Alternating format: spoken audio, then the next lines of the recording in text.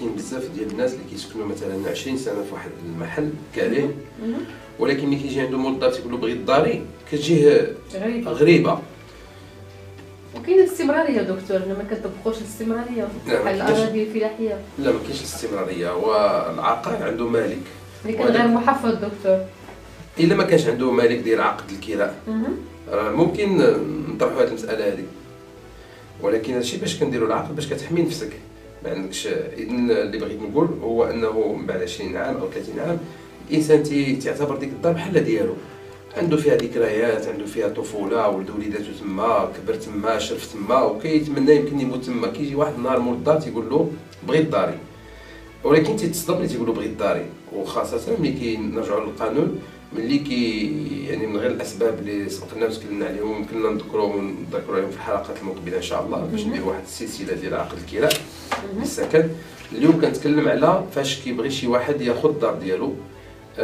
ممكن ملي نهضروا على السبب مثلا ملي كيقولوا بغيت نبني عماره، بغيت نهدم نريب هذيك الدار ديالي، دار بلديه مثلا ولا فيلا، وهذاك الحي يرجع فيه العمارات كيتبناو الطوابق 4 أو 5، وتيبغي يهدم، تيصيفط لهذاك المكتري كيصيفط له انذار، تيقول له ديرني بغيت الدار ديالي.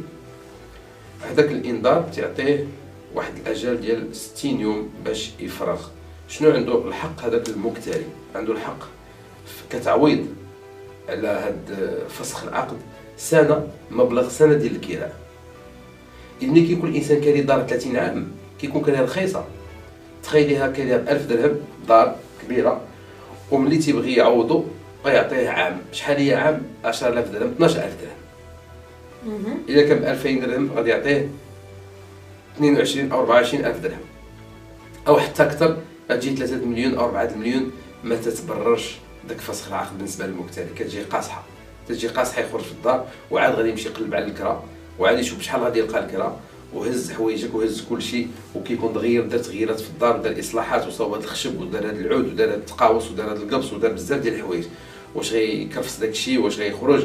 ان التعويضات اللي عنده فيها الحق هو من بعد ما كيتوصل داك الانذار تيعطيه تعويض ديال سنه ديال الكراء، وممكن يعطيه ايضا مصاريف التنقل يعني باش كيرحل. ولكن عند الحق المكتري انه يعبر على الحق ديالو في الرجوع الى الشقه بعد بناء العماره، وتخصو يبلغوا بها كتابه في هذا الاجل القانوني، باش ملي كيجي ويبني هذاك السيد العماره، هذاك السيد عنده اسبقيه، ولكن ماشي بنفس الكراء. الكاري او المالك عنده الحق يدير كراء جديد، سومه كرائيه جديده اللي كياخذ فيها بعين الاعتبارات المصاريف ديالو وداك الشيء اللي خسر كله باش بنى العماره، يعني غادي يزيد له على الكراء. ممكن تكون قل من الكراء اللي غيجي واحد جديد يكري، ولكن غتكون اكثر من الكراء اللي كان كاري بها هذه 30 عام. اذن هذا هو الحق ديال هذاك المكتري.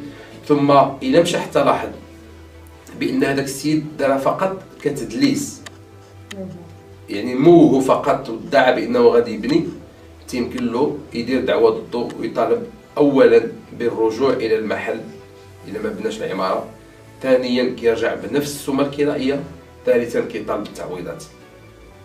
اذا هذا هو اللي يمكن لي نقول اليوم على هذا المكتري اللي تيجيه الكاري مول المحل المكري تيقول له خويا داري، لسبب انه يهدم ويعاود يبني عماره من جديد. نعم، ولو انها دكتور فيها شويه اجحاف ملي كيعاود المالك الاصلي ياخذ العقار وكيكريه بسومه جديده، السومه طبعا كتماشى مع العقار الجديد، يعني كيكون شويه اجحاف بحق السيد اللي كان كاري المكتري. قلت لك راه كل هذه تعويض بسيط كلها فيها اجحاف كلها، ولكن ما نساوش بان هذاك راه مالك العقار، يعني من حقه يسترجع المحل ديالو.